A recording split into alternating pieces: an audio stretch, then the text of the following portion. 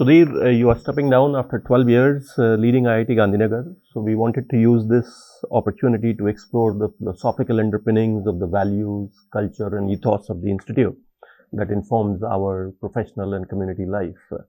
So let us begin with you explaining some of the core and defining values that inform our operations. See, as an academic institution, we need the same core values and culture that any good organization needs.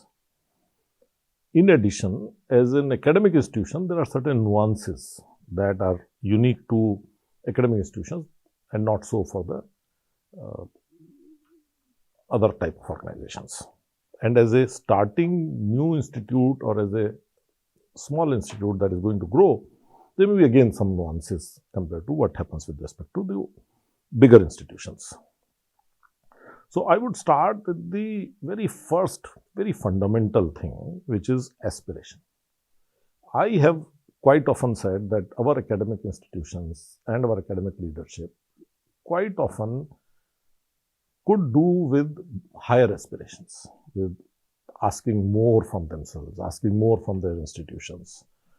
And that is one thing that IIT Gandhinagar was not found wanting from day one, where we never aspired to quickly become like the first generation IITs. We always said we want to be better than first generation IITs because we have advantage of the first generation IITs. We can learn from first generation IITs. We have the resources of the first generation IITs. And therefore, we were always benchmarking ourselves with the best in the world, not the first generation IITs. So that is, I think, aspiration is a very, very fundamental thing that I think defined IIT Gandhinagar. The second thing that we were very particular about is authenticity. Whatever we say, we mean. Whatever we mean, we say. And people should feel that if something is being said, it means that and nothing more. That leads to a certain level of transparency where people feel comfortable that nothing is being hidden, that what is being done is what is being said, what is being said is what is being done. And once there is a transparency, that leads to trust. People are willing to trust each other and discussions can happen in a collegial environment, decisions can be taken, and as a result, your transactions can become fast, your actions can become fast, your fast decision making and fast implementation that becomes possible. All of that has to be in the overall framework of very high level of integrity. Integrity not only in terms of money, but also in terms of intellectual and other areas of human endeavor. When you are talking and making a recommendation, are you doing it based on merit of that case or are you doing it based on certain other considerations? Is as much important as the financial integrity. So all of that, I think whatever I have said last few minutes is valid for any institution, but also any organization. So that is something that I think IIT Gandhinagar started with, and we were very particular about ensuring that we keep our aspirations high, we remain authentic, we maintain transparency, trust, and we are an institution where transactions can happen fast, actions can be taken fast, decisions can be taken fast. And we maintained the highest level possible of integrity, both in financial and non-financial matters. So that is what we did with the institution, which is valid for academic as well as non-academic. Okay, Sudhir, as you said that there are some things that are applicable to all organizations. Let's talk now about the ones that are particular to educational institutions. So, as an educational institution, what is the purpose of the educational institution like a IIT Gandhinagar? I would say two key missions. One is teaching and one is research. Within teaching, the way we have defined our mission is that we are preparing our students for life. We are giving them the skill sets in addition to the knowledge of the subject, in addition to the mechanical engineering or electrical engineering that they are learning, but we are also wanting to give them the skill sets that will enable them to succeed in life. We have often said that at IIT Gandhinagar, we are preparing our students for their last job and not for their first job. We have often said that we would like our students to have a mission, a goal in life, which is larger than just their personal earning money and getting a job, but something that will impact the society, impact the country, impact the community. And they should be motivated and they should be empowered. They should have the skill sets. They should have the preparation to be able to achieve those goals. So that is the key idea that defines our teaching mission. The research mission is that it is something that we are looking for impactful research, research that will make a change, that will make a difference, that will impact the subject, impact the society. This is becoming very critical from my point of view for Indian universities to appreciate that they have a huge role in the national security and national prosperity. The future wars are not going to be fought only with soldiers and guns. It will be also fought with the technologies and the know-how that will come out of the university. The prosperity will depend a lot on the innovations and the kind of manpower that you are creating. So I would say that we defined our teaching mission and research mission in a fairly broad manner, and we have been consistently following that as our aspiration. So let's see how these get operationalized in individual aspects of the institution. So let's begin with the teaching component of it. So when you talk about teaching, really your audience is the students, right? And quite often the emphasis on the student tends to be diluted because of the day-to-day pressures of various other things. And therefore, at IIT Gandhinagar, we gave a slogan, students first. We said, we are here for the students. We have to take every decision keeping in mind how it will impact our students. We also said that if we are preparing our students for future, then we must treat them as responsible adults and prepare them for future by letting them enjoy certain autonomy, letting them take decisions and be held accountable for those decisions. As you are aware, our undergraduate class typically is 16, 17, 18 years old when they start, and they finish at the age of 20, 21, 22, 23 years age. So this is a very important time when the students, especially undergraduate program, they are transiting from childhood to the adulthood. And we have taken a position that we will treat them as responsible young adults, and we will prepare them to be able to take decisions, to navigate life. On top of that, we had to focus not only on curriculum and what we are going to teach, how we are going to teach, but also on co-curricular activities. We feel that both are very, very important. Both are critically important, and both, in some sense, sometimes are in fact integrated seamlessly within our system. For example, the foundation program that we designed for the undergraduate program students, or the Arohan program that we designed for the postgraduate programs, which are really induction programs, which are really programs that enable the students to settle down in the institute and start with a very solid foundation of what are the expectations. So the 5-week foundation program, for example, and the 2-week Arohan, both of them we would consider as curricular as well as co-curricular. We have somewhat seamless sense of these two.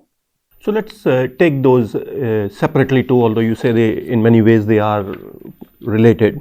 Let's talk about the curriculum first. What are things that we have done that reflect some of the ideas that you had talked earlier about?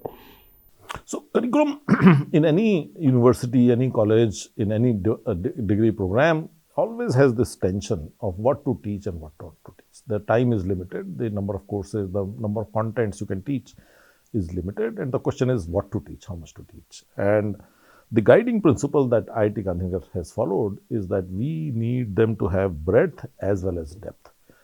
We have used the slogan that our students should know something about everything, but they should also know everything about something.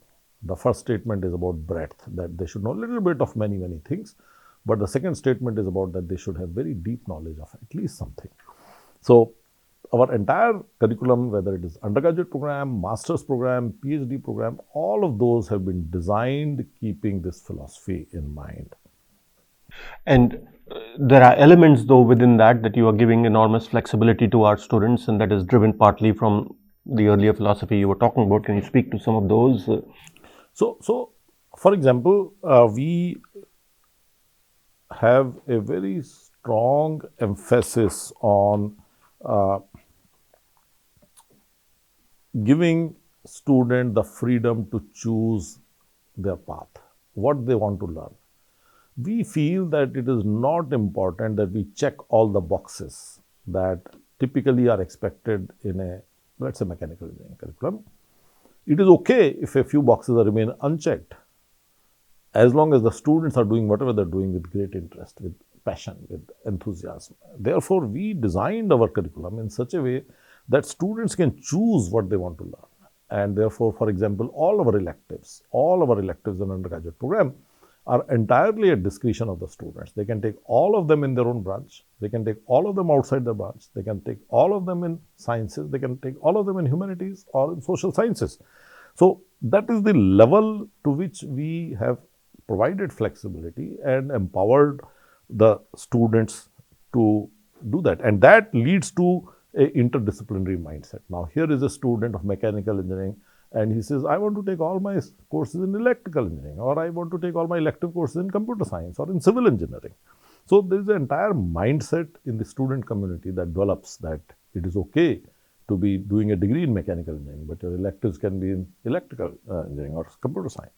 So that is the kind of flexibility that we have done. We also have been very particular that our students should not only have their domain subjects, but they should also have a fair component of humanities and social sciences. So whether it is our BTech program, MTech program, PhD program, we have insisted on adding reasonably decent coverage of some humanities and social science content to provide a fairly broad educational experience. Now, when you talk about breadth, these are some of the things that we do. But then when it comes to depth, how do you provide that depth? For example, we have students who can do honors by taking extra courses in their own stream. They can do projects in their own stream. They can do summer internships. In fact, 40% of our undergraduates typically have been able to go overseas, universities, laboratories for doing a research project in summer. So the idea was that there should be enough opportunities for students to also chase depth, at least in some areas. So this also has been a very useful thing, so that the students develop a global mindset. Their aspirations go up. They start to look at it in a more holistic manner as to their future. Yeah, and I find there's an interesting element that we all, on the one hand, encourage students with these overseas opportunities, but we also have schemes institutionally for the Explorers Fellowship, which is really domestically focused. So talk about some of these co-curricular kind of activities and how they feed into this approach toward student development. Yeah, so when a student is, for example, going to a university in Europe or in the United States, that student is not only doing 10 weeks of research or 12 weeks of research. That person is also getting a tremendous experience of another country, another culture, another university, another environment. And that is a very, very empowering and very growing experience for that student. We similarly felt that we also want our students to understand India, to understand realities of India, to understand how real India is like, and therefore we designed a special fellowship. We call it Explorer Fellowship, and about 40% of our undergraduates actually graduate with Explorer Fellowship, wherein the students are given 38,000 rupees to travel for 42 days in the summer across the country, North India, South India, Northeast India, and all their expenses, travel, boarding, lodging, should all be covered within 38,000 rupees, which means 900 rupees per day on an average, which is food, accommodation and train tickets. They are not to take money from their parents. They are not to supplement it with their own personal money. They are not to travel by air. They are not to travel by air-conditioned train. So those are life-changing experiences where the students feel very confident after undertaking this kind of journey, but they also feel that they have the insight about how this country works. Now, we have developed a number of such opportunities for our students. For example, our students may do internships within Indian companies, within Indian academia. We also have a lot of opportunities for students to lead the hostel management. Most of our activities in the hostels are actually managed by the students. They are the ones who take decisions.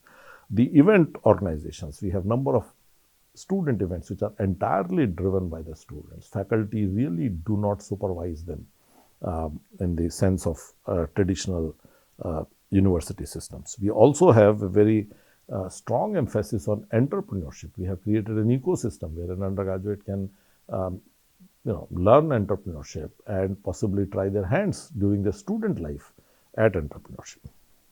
So there are obviously diverse opportunities for students, but as we recognize, there is a very diverse student body, some of who are more motivated than others, who are at different stages. So how does the institute deal with this diversity within the student community? See, we look at our student body, or perhaps that is true of any university student body, into three baskets. The first basket is the students who have potential for great impact, great leadership, who are potentially target for doing very, very well, very successful. And then that is one end of the spectrum. The other end of the spectrum is the students who are struggling in their academic part, they are struggling in their mental health, their physical health, their financial needs, things like that. And then there are students in between. And we have been very conscious that we need to be able to cater for all these three baskets. And the way we have done this is that for the first basket, the basket where students have potential, that is where things like international opportunities, that is where the Explorer Fellowship, that is where the electives and many, many other things that come handy in preparing them for greater success in life. But then the second basket of students who are struggling, we have a very strong emphasis to provide help to them through counseling service for mental health, for physical health. We have very strong system for providing financial help to our students. Many students struggle with the academic program, and again we have number of activities to support the students in terms of their academic performance. We have a thing called Guided Progress Scheme, GPS, where the students falling below a certain level of performance are given extra mentoring by the faculty.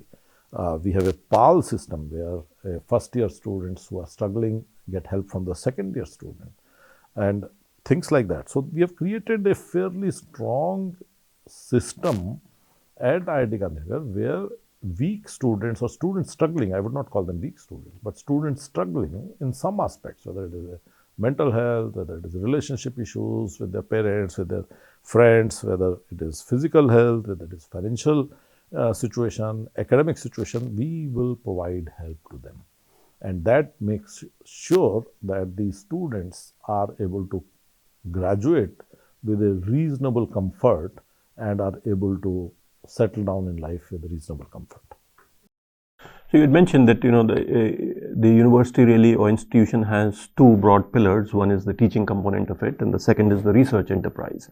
Can you speak to the thinking that frames our approach on research? So when you look at research in Indian universities, quite often the emphasis is on publishing papers, guiding PhDs.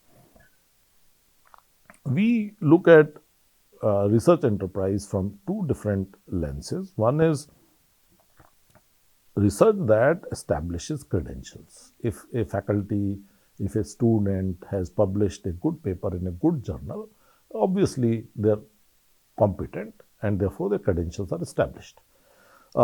Whether that research is making a difference or not, that is not under discussion. The second thing is the impact of that research. And to make that impact, it is possible that that work may not have been published in a very reputed journal. It may have been straight away transferred from the laboratory to a company, for example. So we look at research from two different lenses. One is the impact of that research, and one is how it helps build credentials of the people. We believe that younger people, younger faculty or students, they need credentials to be able to get opportunities to move forward in life, and therefore they must build credentials. They must publish well. They must publish in good journals. But as they get settled, as they get established, then they should move from building credentials towards making an impact. And to us, that is very important. And for that reason, we have emphasized that in research, we are more interested in quality of research as against the quantity of research. We would rather have our people publish lesser papers, but very high quality papers, than to publish more papers of somewhat mediocre quality. So one of the other areas that is obviously big now in the area of research is interdisciplinarity. Can you speak to what are our approaches toward it and what are some of the ways in which we encourage it? So if you go to any seminar, any conference on education, everybody would preach about interdisciplinarity. Everybody would be aligned with the thought that the real problems are not basketed into narrow subjects that we have, and the real problems are interdisciplinary. Unfortunately, the way the universities are typically designed along the lines of disciplines, it becomes difficult for them to collaborate and cooperate. And that is where we had a great opportunity, because we were starting afresh, we were starting with a clean slate, and we had an advantage over the established universities. So what we started doing was, we said interdisciplinarity will be at the core of what we do. What that means is that when we design the buildings, we will design the buildings such that it will lead to interdisciplinarity. When we hire people, we will hire them in such a manner. When we will position our people as positions of our laboratories, all of that we will do keeping in mind the interdisciplinarity. So let's take example of that. So when we design our academic buildings, we said we are not designing a mechanical engineering building or a civil engineering building. We are not even saying this is a mechanical engineering floor. We are not even saying these are the mechanical engineering laboratories at one location. We said our campus would have faculty offices and laboratories, meeting rooms, but they will not be clustered or basketed around that discipline. So you could have a faculty of electrical engineering sitting next to a faculty of mathematics. You could have a laboratory of mechanical engineering next to a laboratory of civil engineering. So that is what we did in terms of hardwiring our infrastructure, that our buildings will be designed according to that. The second thing that we did was, since we are again a new institution, it was very much important for us to utilize this opportunity of being a small institute, younger institute, to build a culture where the laboratories, equipment and facilities are not owned by the discipline to the extent that they deny access to them to people from other disciplines. So you could be a chemistry person who could be using lots of facilities in biology or in physics.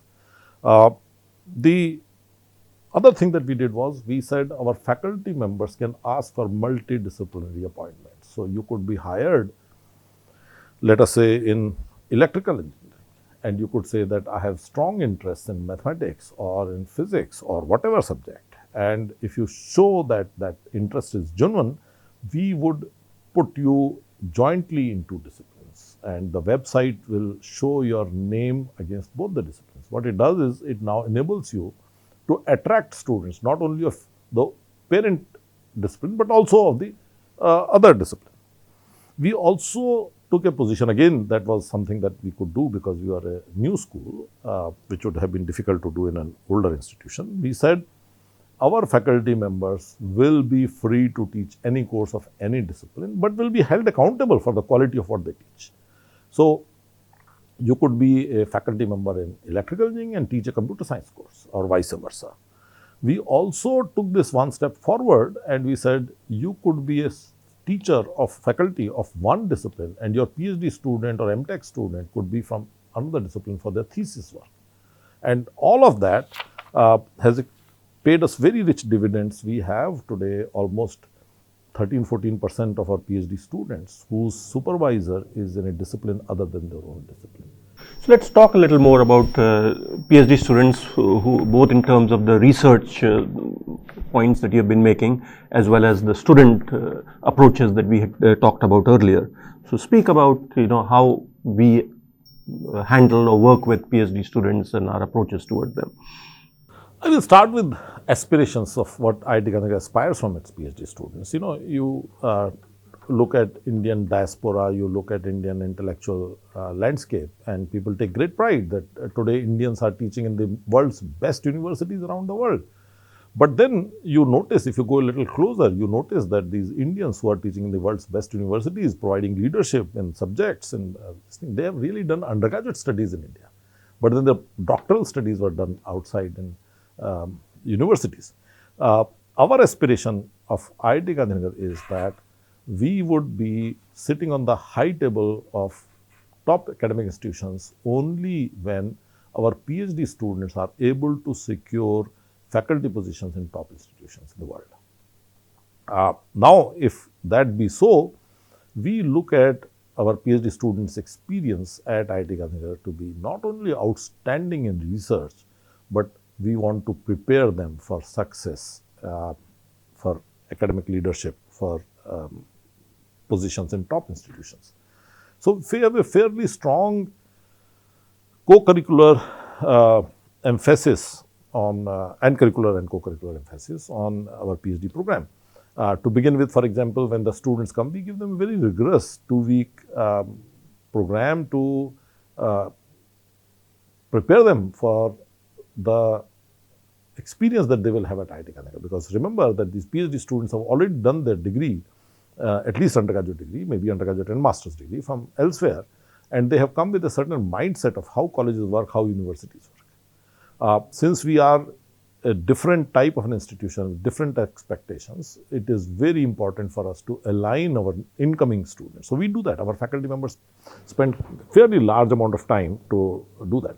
We also require strong coursework from our PhD students, because that coursework is what gives them the strength to be able to become faculty later.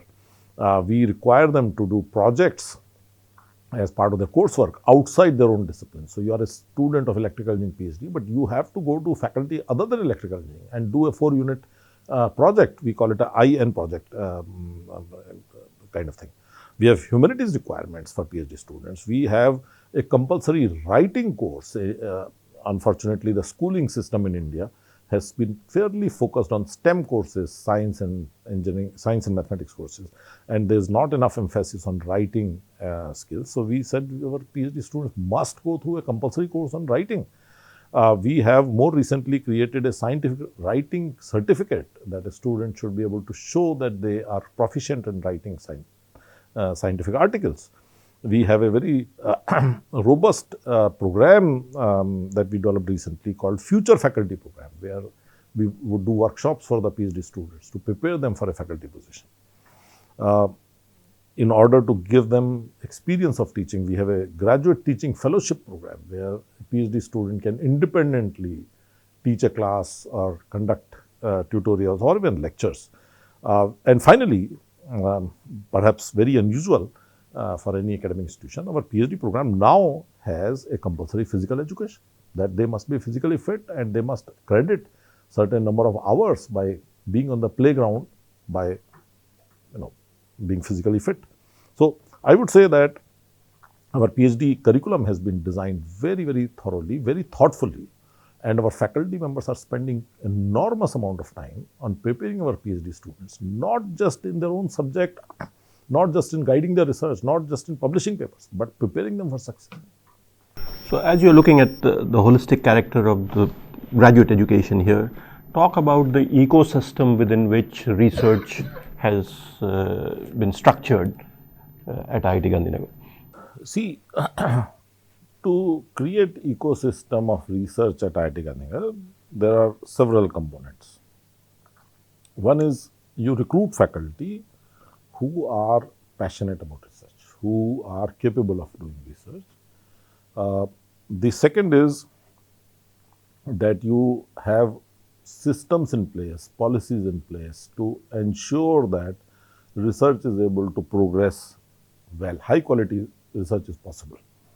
Now, that requires investment, that requires effort. So, there are several things that we do. One, the systems that we have put in place for helping faculty to write research proposals for external agencies, the way we mobilize faculty and support them in writing the proposals. Once they have the research projects, the enabling environment where faculty has fairly strong autonomy in being able to spend that money in a hassle-free environment. If they want to recruit a postdoctoral fellow or a research assistant using their project money, how easy it is for them to do it. All of that has been very carefully designed in this institute.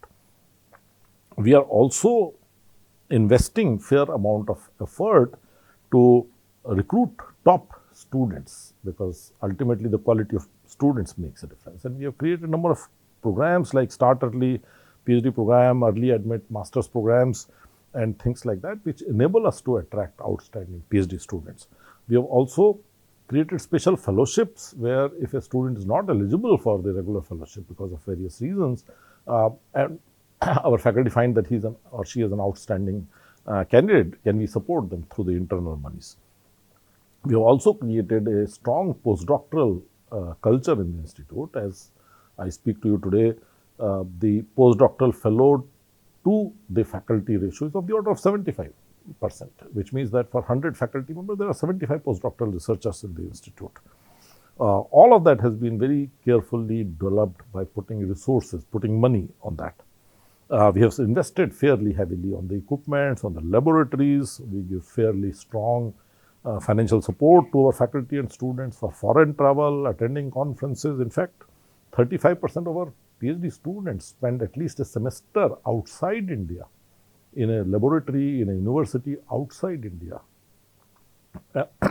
All of those things add to the students' experience, adds to the faculty's research productivity. We also have very liberal visiting scholars program where professors and researchers and academics from around the world, from India, elsewhere and outside India, are able to come and spend time at IIT Gandhinagar. So, all of that I think is able to create an ecosystem at IIT Gandhinagar for outstanding research. And that should automatically then lead to certain outcomes. So how do you measure outcomes or performance in research? See, one of the standard metrics of measuring research is, of course, the publications, the impact factor of those publications, the citations, the H index, and all that stuff. But we have created a little bit more nuanced approach to measuring research. For example, when our faculty members come up for promotion and they tell us that they have supervised 5 PhD students, we expect them to also tell us how successful those 5 PhD students are. So, they will tell us, all right, I guided this particular PhD student, she is now a faculty member in such and such university. I guided the second student, she is now a postdoc at such and such place. So, we are not only emphasizing the publications, we are also emphasizing the quality of PhD students that are graduated from your group. We are also asking questions on what is the impact of our research. Our faculty members are constantly asking themselves the question, all right, if I do this, how will it impact the society? How will it impact the economy? How will it impact the country? So, my feeling is that for a new school, new college, which is hardly 13 years old, I think these are a very good beginning. And if we continue on that track, we would start to see significant impact of our research. Any organization obviously rests ultimately on the people, its people. So what are our approaches toward how we recruit, how we manage, how we evaluate the people that we bring on board? As you rightly said, people are the core of an educational enterprise. Unlike a factory where the manufacturing plant might be making a huge difference. Somebody has a more advanced manufacturing plant versus somebody who is less advanced manufacturing. In an educational institution like us, it is the people. And for us, attracting top talent is the most important thing that we do actually. That is the most important work that we do. And for us, every person who is working for IIT Gandhinagar must be the best or must be the top quality. We are not only saying that the faculty must be top quality, we are saying that everybody, whether it is a security guard or housekeeping staff or clerical staff or account staff, everybody must be top quality. And for that, our very simple rule of thumb, very simple principle is that false positives are not acceptable. False negatives are acceptable. What that means is that if we think this person is good and we hire that person and that person doesn't turn out to be good, that's a very big problem.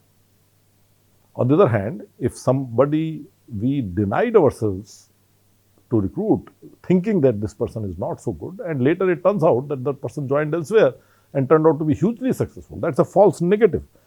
We are willing to accept that. We are willing to accept mistakes wherein we leave a good person out, but we are not willing to make a mistake where a wrong person is joining IIT Gandhinagar. And this is something that we have done for faculty, this is what we have done for staff. A very classic example is that IIT Gandhinagar worked without its registrar for many years. We did not have a registrar. We had first advertisement, we couldn't find anybody. We had a second advertisement, we couldn't find anybody. It was only in the third round of advertisement that we were able to recruit our registrar. And until that time, we managed without a registrar for almost 4 or 5 years. And I think that is a reflection of the principle that we would recruit only quality manpower. Even at the cost of programs that may be considered important for the institution to have? Absolutely. In fact, another example I can give you is that computer science became a very, very competitive area of faculty recruitment for last many years. And we, like any other institution, had difficulty in attracting top computer science faculty. And we said, even though the computer science BTech program is much in demand, even though the BTech program of computer science will help us gain very good points on many fronts, like the salary and later when NIRF ranking started, all of that. So we were really having very clear idea from day one that we will only recruit quality faculty in computer science. And until such time that we have quality faculty, we will not start a BTech program. So it took us again many years before we even started a BTech program in computer science. We were perhaps, I'm not aware of any IIT or any NIT or any institution in the country that took such a long time to start a BTech program in recent times. Okay, so once we have these people on board, what is our approach toward managing them? Well, very simple rule. We want to empower them, we want them to grow, we want them to do well, we want them to go places. Sometimes some of my non-teaching staff get significantly higher positions elsewhere. And initially there used to be a discussion that our good people are leaving, and our position was no, it is good. We are recruiting such good people and empowering them and preparing them so well that they are being taken at other institutions at several levels higher. It is good. It shows that we are doing well. So our position is that we will hire top talent, we will prepare them for future, we will prepare them for leadership, and we would not mind if they go on to other institutions at a significantly higher positions. So our approach is to build leadership at all levels, to empower at all levels, to add value to all levels, at every level, whether it is clerical staff, whether it is faculty member. So if you want to be so selective, and as you say, in some areas there is obviously difficulty in recruiting people, what efforts does the institution make on getting recruits? So recruiting faculty perhaps was the most difficult problem that I faced when I came in 2009 at IIT Gandhinagar. We were a second generation IIT, we didn't have a campus, we didn't have research laboratories, top PhD students were not necessarily applying to us, and therefore the top faculty candidates were also not necessarily applying to us. We needed to solve that problem, and we solved it by multiple approach where we on one side provided them extra incentives. For example, we started to give top-up salaries. On top of the government salary, we gave money from the donations and endowment. We also made very proactive efforts to reach out to the potential faculty candidate. We did road shows. We went to the American universities, European universities, Singapore universities, the Indian universities, and we talked to the postdocs and the PhD students, told them about what IIT Gandhinagar can provide them. We also did something very interesting because we had the backbone of transparency and trust. We said we will make faculty appointments through a standing committee that will meet on an average once a month, which means that we were having the capability to write appointment letters every month in all disciplines. This is different from what typical Indian institutions do, where selection committees are held with external experts once in a year, sometimes more than, it takes more than a year to do the selection committee. In our case, we said we will do an internal process and make quick appointments for the faculty, and later we can do a selection committee also in due course, but we will make an offer quickly based on standing committee, and that really helped us in picking up very, very high quality faculty at IIT Gandhinagar. And the institute also diversified in the way that it viewed talent, right? Yes, yes. That is, again, a very interesting point where typical universities in India look at the staff and faculty with a very binary mindset where either you are a teacher or you are not a teacher. And if you are not a teacher, you are again on two streams. Either you are a clerical stream, which is clerical accounts, things like that, or you are a technical stream, which is laboratories and things like that. We said that doesn't work. The university enterprise needs all kinds of people. And therefore, we brought people here with somewhat unconventional specialties. We brought people who could provide nuanced management of the campus. For example, we brought somebody who is trained in hotel management to be able to handle our catering and hospitality operations. We brought somebody who is retired, or number of people who retired from government departments, construction departments, CPWD and PWD type people who could help us in navigating with the construction projects. We brought people from industry who helped us in building our industry connections, negotiating with industries. We brought people from communication background, people who were journalism background to help us in communicating better. So I would say that we were very aware that as a university, we need to have a diverse set of talent, and we need somewhat specialists and somewhat specialists in sometimes unconventional areas that will help in the mission of the university. Yeah. So we have been talking about people and the different ways that we have approached that. The second area, leg essentially for an institution, would be the resources that it is working with. Can you speak to our approach toward that? Within the resource management, there are two types of resources. One is external, one is internal. Within external, you will say network of well-wishers, network of friends, network of academic colleagues outside. We have developed that very strongly. Now, when it comes to internal resources, obviously money is the first thing that you would think about.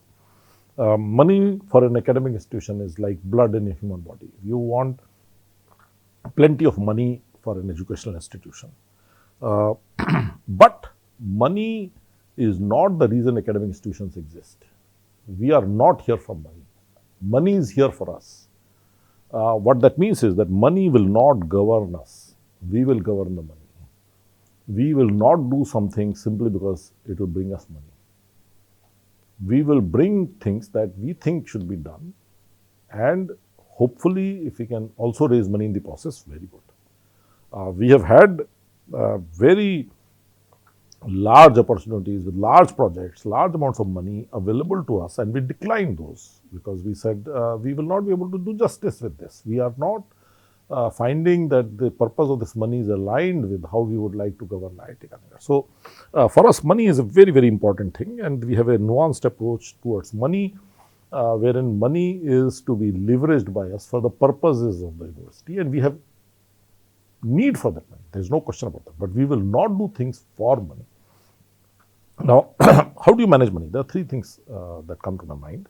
One is the wastages are to be avoided. We don't want any money to be wasted. So we don't want additional expenditure simply because the money would otherwise lapse. We would not like to have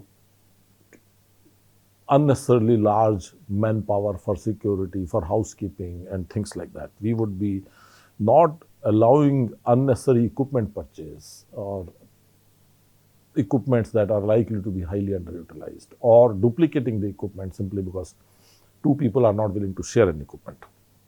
So that is one aspect. Wastage is to be avoided. The second thing is incomes to be optimized. The university is raising money through various means, whether it is rentals from the shops and banks and post office and many other commercial and not so commercial organizations, whether it is collecting the fee from the students, whether it is the interest income on investments. We are very particular about optimizing the incomes. And finally, the third thing that is very important for us is to raise private funds, philanthropic funds, donations. And for that, our principle has been that we at IIT Gandhinagar are a public-private partnership of some sort, where the government money is used, public money is used for paying the regular bills, and the private money, the philanthropic money, the donation money is utilized for excellence. We have done very well on all three fronts in IIT Gandhinagar. The kind of money that we have raised year after year over the last many years has been very, very good amount, even though our alumni have just started graduating less than 10 years back, and they are still not in a position to give us large donations. So that is about the money. We today feel pride that we have plenty of financial aid to our students, and that has been possible because of the prudent use of money. We take pride that our faculty members are supported fairly liberally in their research. Our PhD students are supported in a very liberal manner. All of that is possible because of the management of money and financial resources. The second thing that is part of the internal resource is the campus, the buildings. And again, that has been very important for us, that we would not like our buildings to be designed by architects as they would like to design anywhere else. We must expect them to design the buildings that will meet our functional requirements. For example, we said our academic area should be designed in such a way that interdisciplinary research will be encouraged. Our hostels, our academic area, our housing should be designed in such a way that people will meet each other, people will socialize with each other, people will have accidental collisions with each other, and they will start to talk to each other, and that will help not only in interdisciplinarity but also building relationships. So all of that has been part of that. And finally, the equipment, the laboratories. We would rather have less equipment but high quality equipment.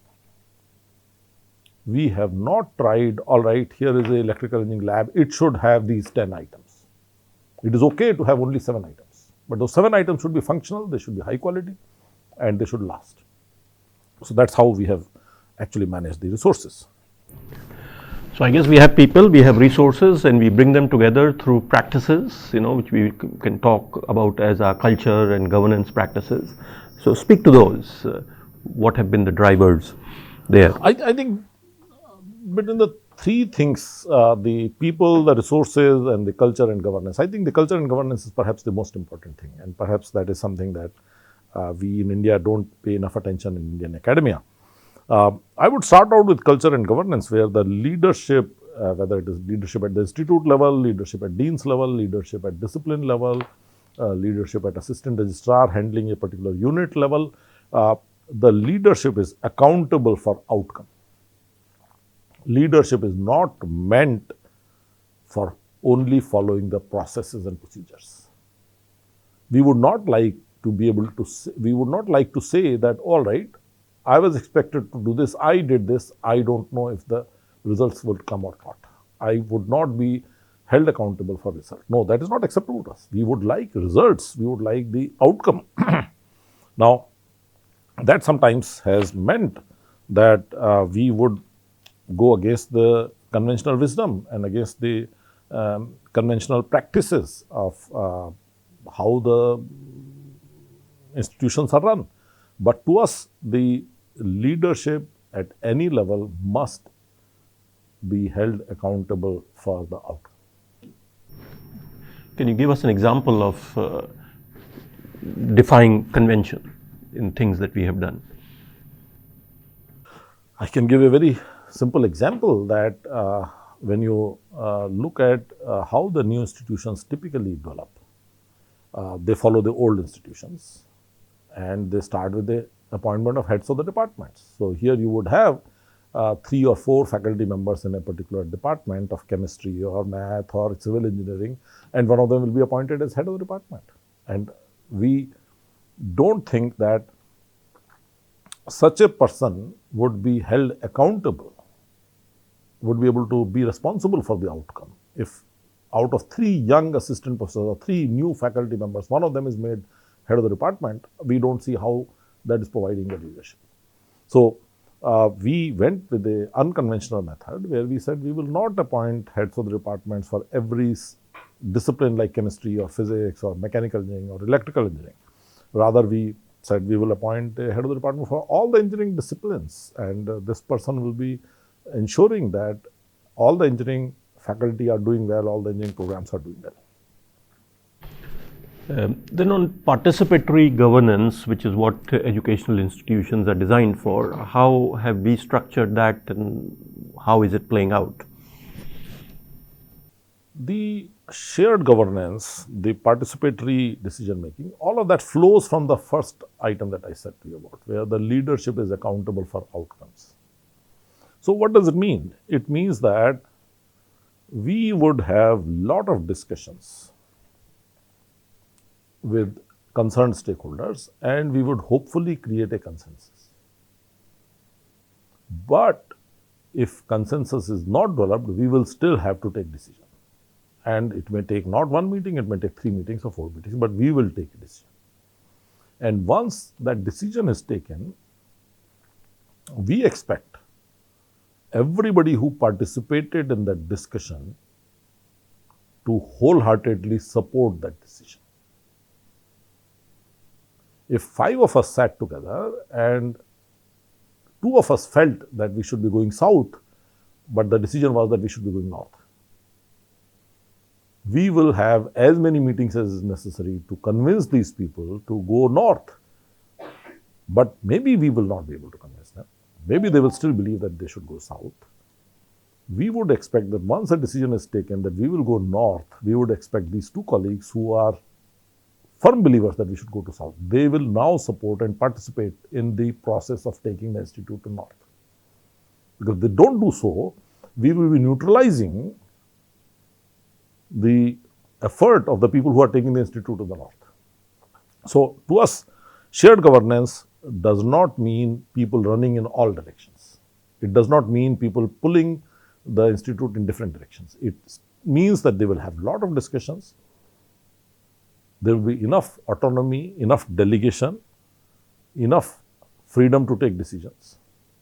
But everybody will be aligned in implementation.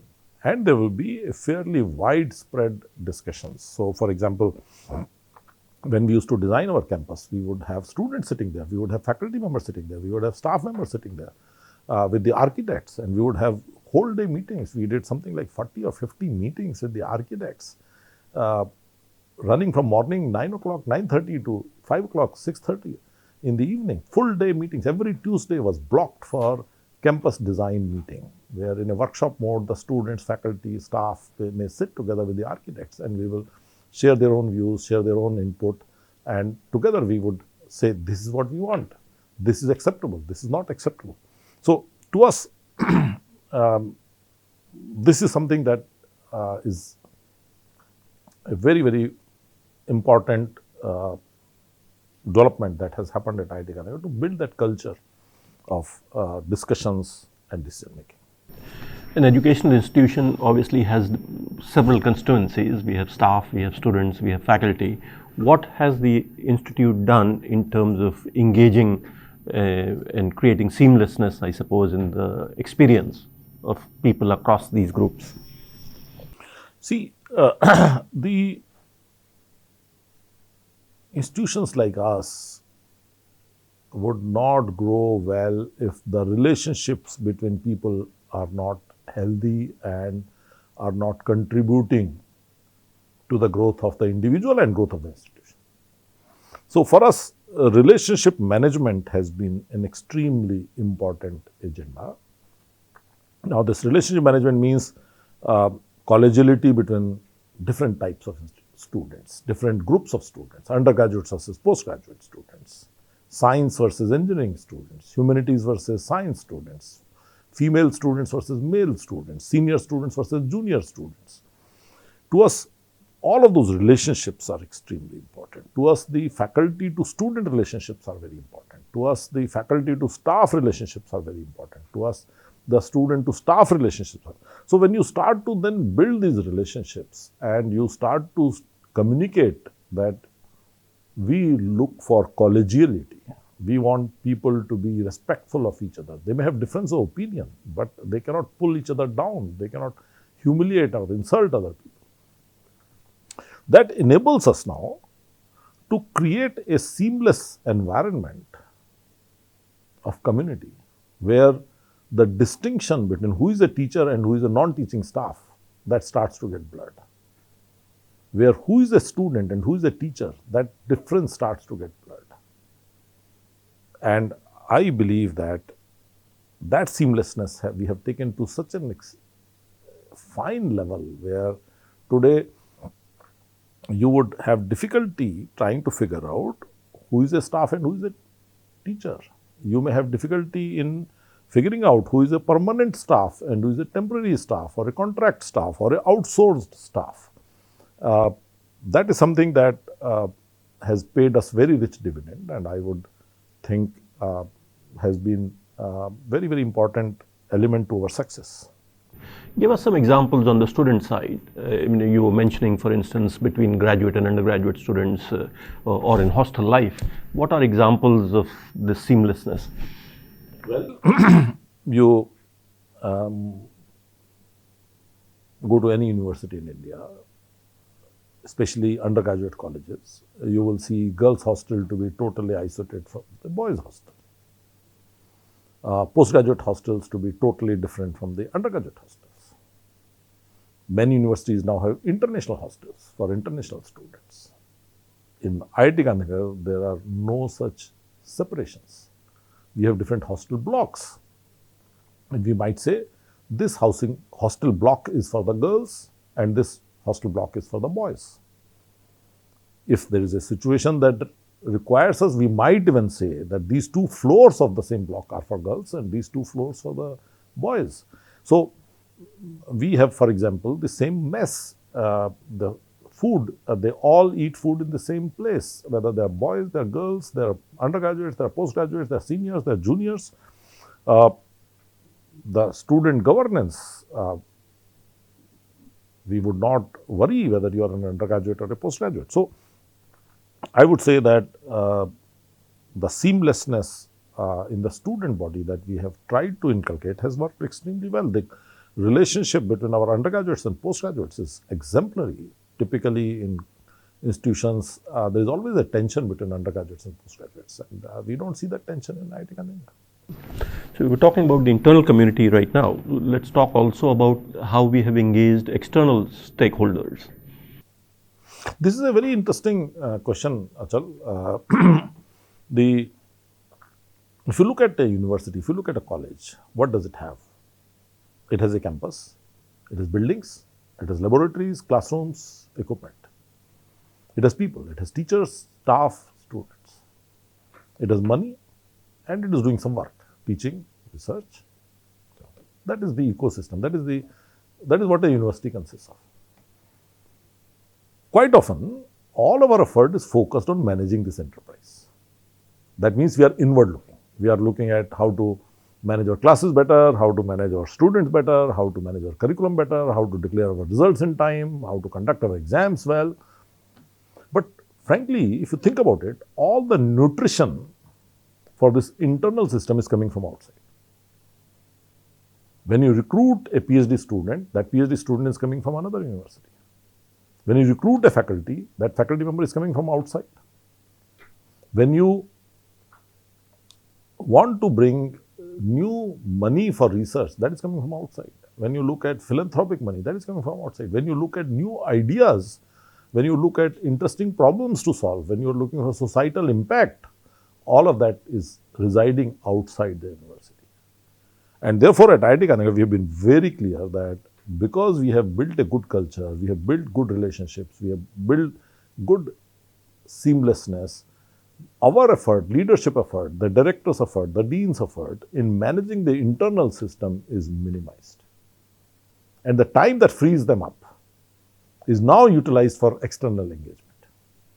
It enables us to go to outside, to well-wishers, to friends, to industries, to philanthropic organizations, to foundations, to universities in India, universities outside, colleges, schools, and bring that nutrition from outside into the institute. And we have done a lot of phenomenal work in this direction. Just to give an example, in this case, for example, we created a leadership conclave where once every year we would sit from morning till evening with some large number of external eminent individuals to seek guidance and debate on some of the critical strategic questions that IIT Gandhinagar would face. We created an academic advisory council, which again would meet once a year, which would consist of eminent academics to discuss serious academic issues. We created discipline advisory committees where every discipline, whether it is mechanical engineering or biology, they would have a set of colleagues from outside the institute, eminent colleagues from outside the institute, who will come sit here, review how well they are doing, discuss, give suggestions, give ideas. So, we have really engaged these external stakeholders here. We have engaged with wealthy individuals who have given us large donations. We have engaged with public sector companies, government organizations who have given us CSR money, for example. So, all of that has been very, very useful to us, very important for us. So, alumni are, for any educational institution, a very important component, but as you know, our alumni are fairly young. They have not had enormous financial success at this stage of their lives. What has driven IIT's approach toward engaging with our alumni, and for what purpose? See, alumni engagement has multiple purposes, right? One of them obviously is that alumni will be your brand ambassadors. If they do well, the institute will do well. So, by engaging with them, you can contribute to their success in some ways. But you can also look at them to contribute to IIT Gandhinagar's success by providing resources, by providing connections, by providing opportunities, by providing funds. But there is yet another very interesting aspect of alumni engagement. Alumni engagement can be a thermometer that tells how well you are treating your students. If you have treated your students well, your alumni will be engaged. If your students are being treated shabbily, poorly, they will not be engaged. They will not give you 100 rupees. Forget about giving a lakh rupees if they were treated badly.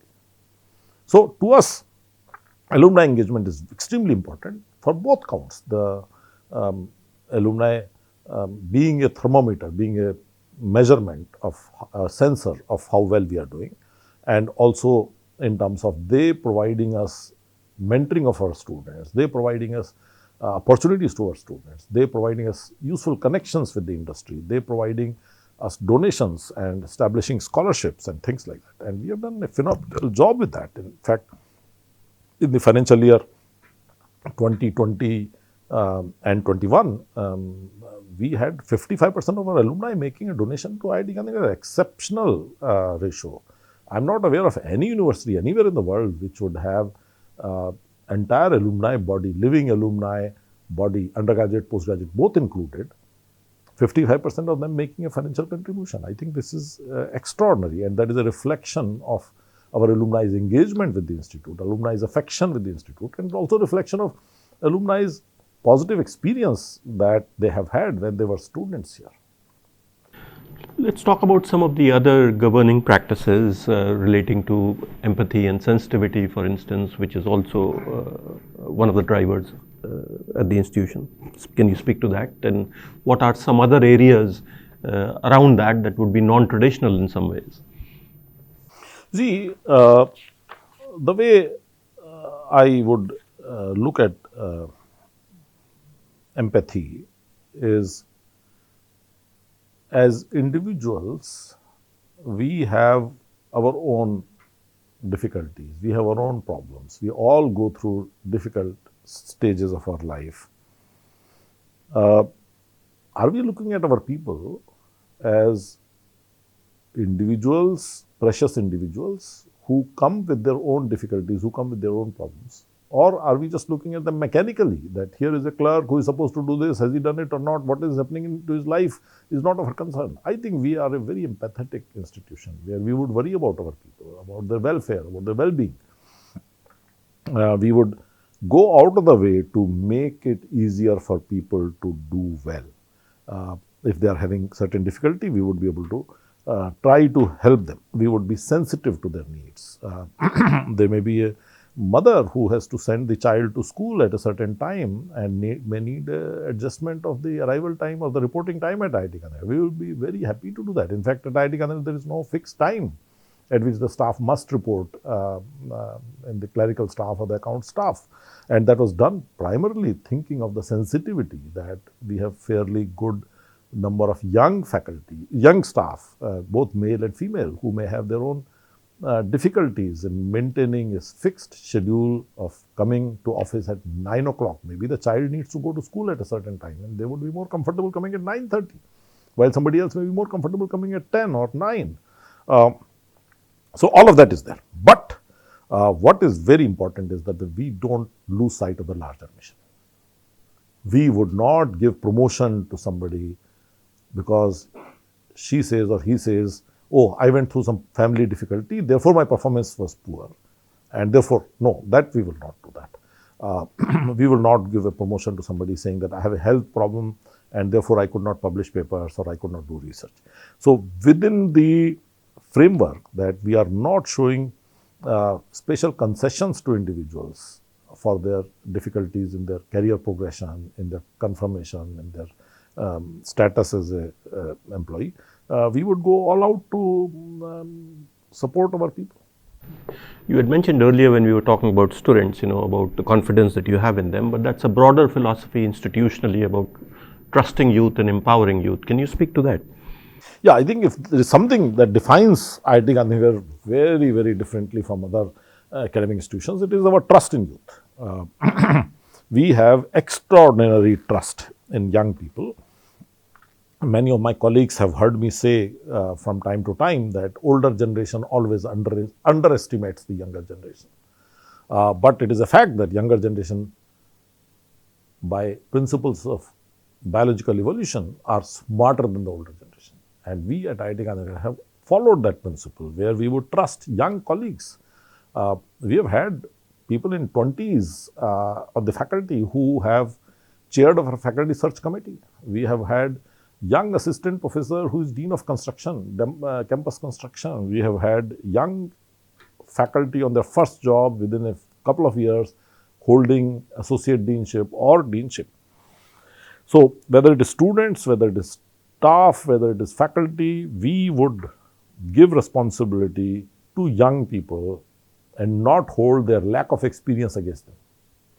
We would see their skill set. We will see if they are capable of delivering something.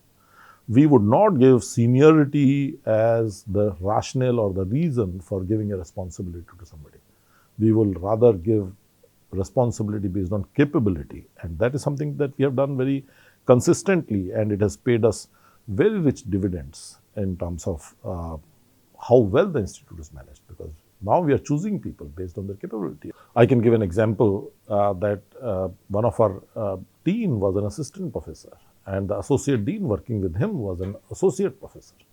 And it would surprise a bureaucrat. They would say, how is it that your dean is an assistant professor, but your associate dean working for him is a higher designation person, associate professor? And our logic was that, look, the deanship is based on capacity, capability, skill sets in dealing with complex administrative issues, while academic titles are meant for recognizing your academic credentials. And these two need not be aligned always. So that is what our philosophy has been, and we have been very consistent, and we have done it well. We have not had any murmurs, we have not had any disagreements, or we have not had any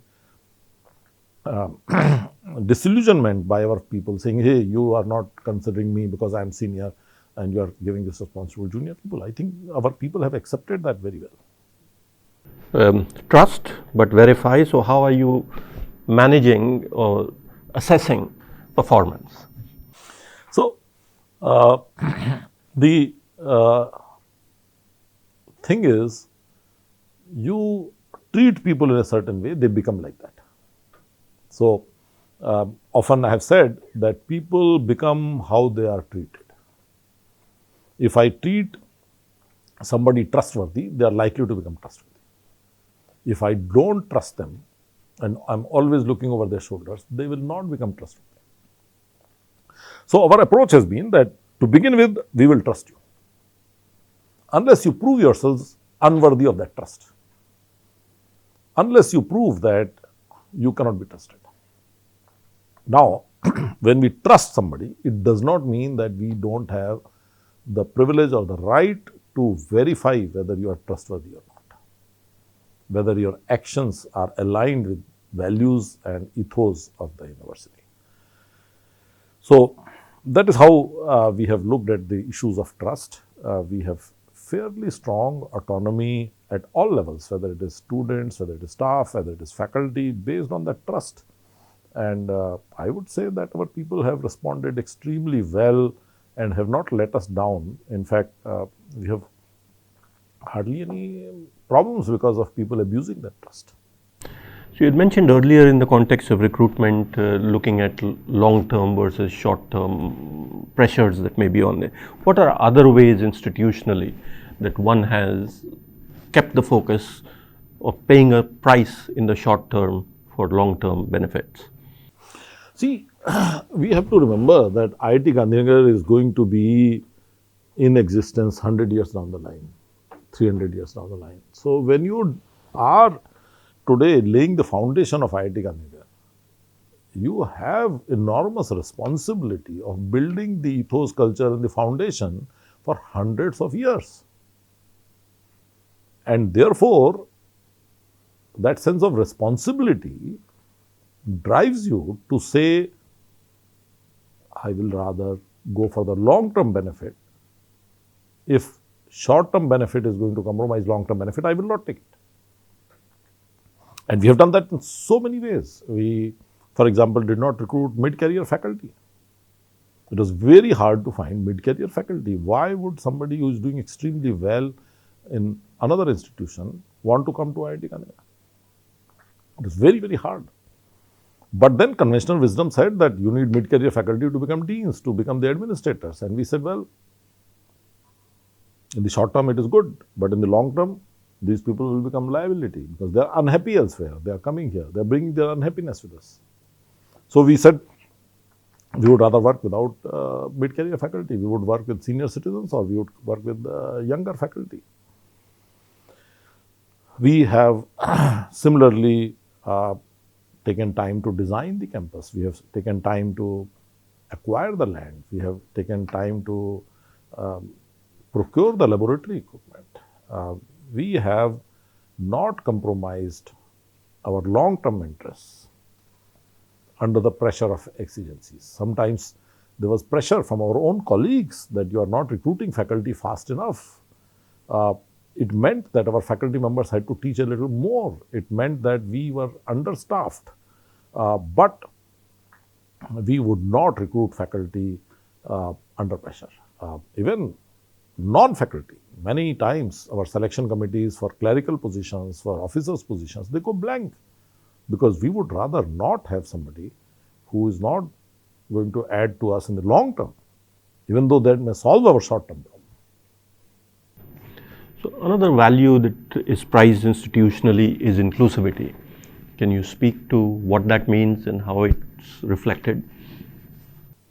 See, what is inclusivity? To us, the slogan that we have at IIT Gandhinagar is the following. IIT Gandhinagar belongs to nobody, Gandhinagar belongs to everybody. Or you can say nobody owns IIT Gandhinagar, everybody owns IIT Gandhinagar. What that means is that we are not going to deny IIT Gandhinagar access to students, faculty, staff outside the institute. We have very strong belief that as a publicly funded institution, our commitment goes beyond the students who are registered at IIT Gandhinagar as our regular students. And that is how we created a special program called non-degree student program, where students from other colleges can come and spend a semester, can spend a year at IIT Gandhinagar as if they were our own students. As a result of that, we created programs where faculty members from other colleges, other institutions can come and teach here. We made our facilities, laboratories open to people outside the institution. So to us, inclusivity goes very, very deep at the core values of the institute, that we would engage with anybody who has something to contribute. We would engage with everybody who has something to benefit from the institute. People from outside, they can just walk into our library and they are able to use the library. They are able to borrow the books from the library. That is the entire effort that we have made. We also have schemes for social welfare programs, whether of our own workers or in neighboring villages. Can you speak to what is the driver and thinking behind those? This is again a very unique proposition of IIT Gandhinagar, the sense of social responsibility. Very early in the life of the institute, if I remember it correctly, it may have been around 2010 or 11, that our Board of Governors approved a formal policy on social responsibility, on our outreach to the underprivileged sections of the community. We feel that as a publicly funded institution, we must be a socially responsible institution. We must see that not only we contribute to the underprivileged sections of the community as well as the people in the neighboring communities, but also that our students are trained, our students are sensitized into the challenges that a community faces, that the people face. And therefore, we run a number of activities around it. One of our very, very important activity is what we call as a creative learning center, Center for Creative Learning, where our colleagues work very, very proactively for teaching science and math to school children, to the school teachers. And that has been a hugely successful program. We run, as I mentioned to you earlier, we run a non-degree program where students from other engineering colleges can come and study. We, in fact, recently had an arrangement with the government of Gujarat, where government engineering colleges of Gujarat will be able to send students to study at IIT Gandhinagar. We have programs where teachers from other engineering colleges can come. We have a very strong commitment to the welfare of our construction workers. If you go to a typical construction site of our country, near that construction site, you will see shanties, you will see very, very pathetic housing conditions for the construction workers. We thought that is not an acceptable thing, that is not a dignified way for an institution to have its construction work done by people whose hard work will make that building happen, but who themselves will live in such pathetic conditions. We put special emphasis, work with CPWD, and we make sure that our construction workers live in a very dignified housing with proper sanitation, proper toilets, proper water supply, the electricity, the even gas connection. So that is something that we are very proud of. We provide medical help. Our health center runs medical camps in the construction workers colonies. We have arrangement where construction workers can walk into our health center and ask for medical checkup or ask for medicines. We have engaged with neighboring villages. We have provided special attention to them during the COVID crisis. We run sometimes medical camps in those villages. So for us, all of that has been very, very important, both because it is a good thing to do, but also because it enables us to prepare our students to play a more positive role in their lives. You just mentioned the pandemic, and that has given or created circumstances for a real life test of a lot of the values and ethos and community that you have been talking about. So talk about how some of this got reflected in the way the COVID crisis was managed on this campus. See, I have, again, my colleagues and students have heard from me that if you want to know how strong a family is, how good a family is, Watch their behavior when a child is born, when a wedding takes place or a death takes place. The worst and the best of human beings comes out under stressful conditions, positive stress or negative stress. I would say COVID crisis was one such test for IIT Gandhinagar. It brought the best out of IIT Gandhinagar. It brought all the things that we discuss as a values and culture of IIT Gandhinagar. How did we start? We started with telling the students before the lockdown that we have always treated you as adults. We will continue to treat you as adults, which means we will not tell you to go home. We will not tell you to vacate the hostel. We were perhaps one of the very few, very rare institutions that took a bold step that we will not force our students to leave. We will not even advise them to leave. Forget about forcing the students to leave. We had trust in the youth. I have told you many times that we have extraordinary trust in our youth. We had trust in our students. We had trust in our young wardens, young deans who are running the student affairs, that we will be able to manage them.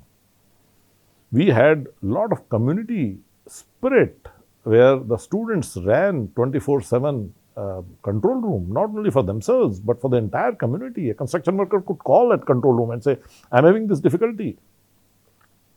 We had a lot of volunteerism, whether you are a professor or you are a staff or you are a parent of a staff or a spouse of a staff.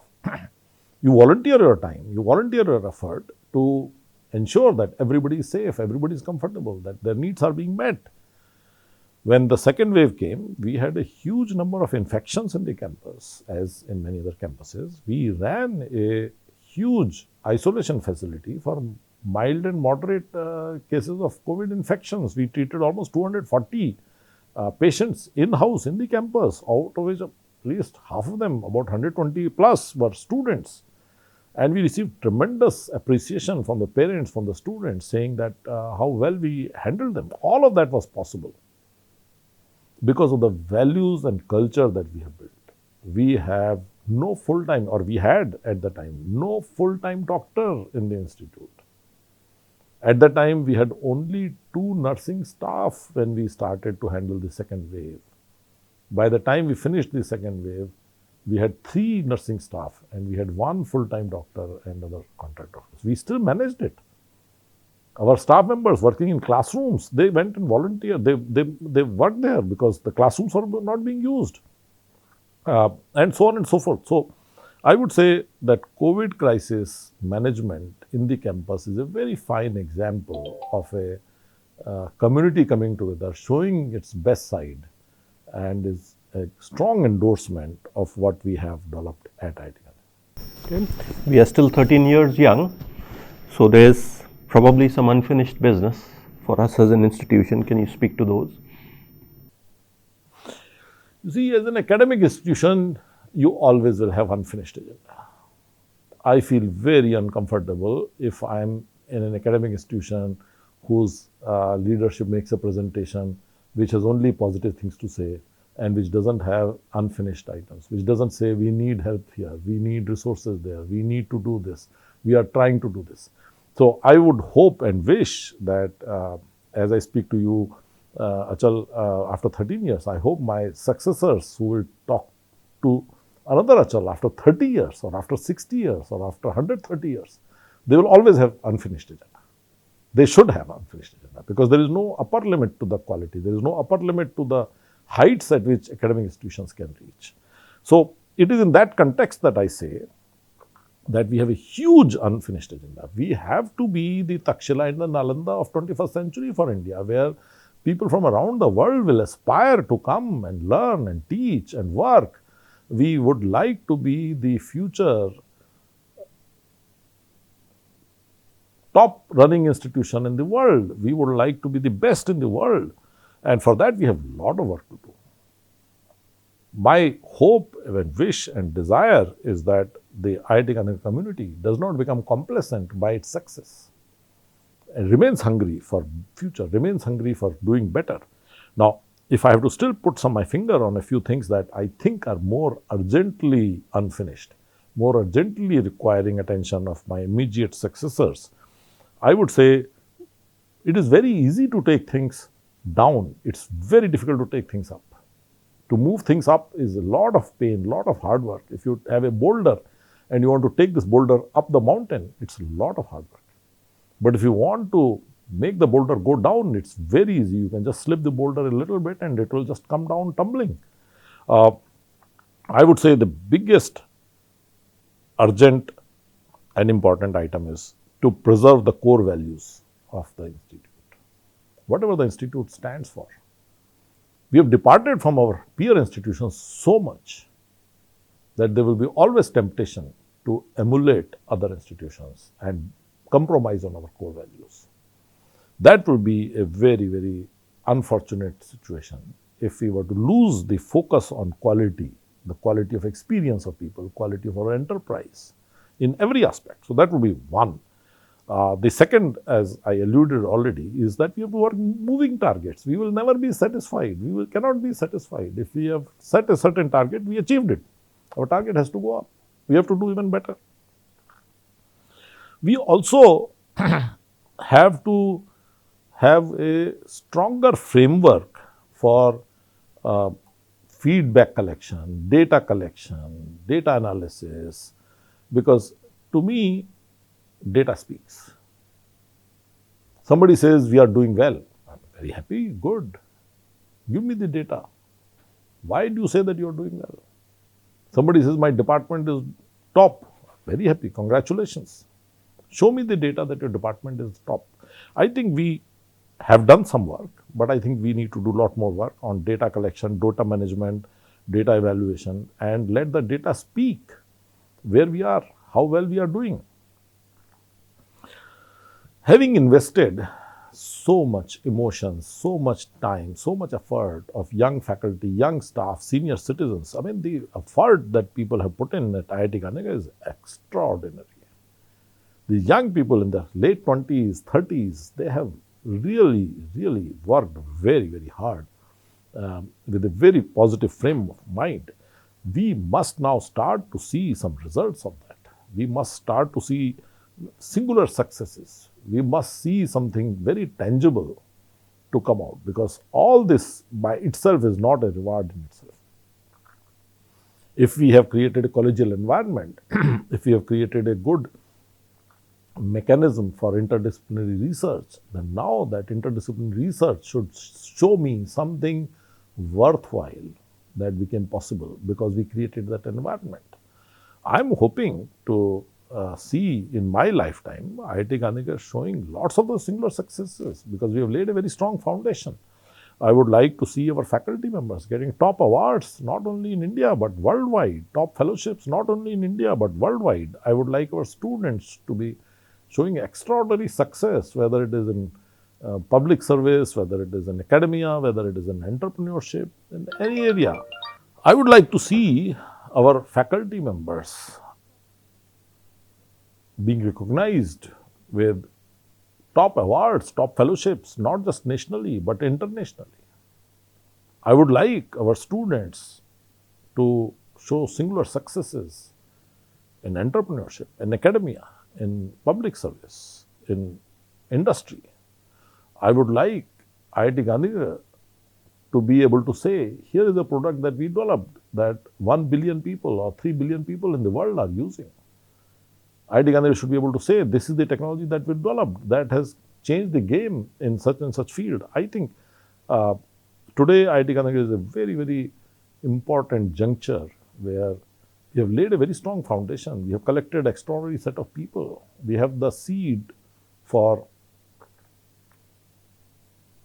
making IIT Gandhinagar reach a point where we would all look back and say, we all worked for it and we have been successful.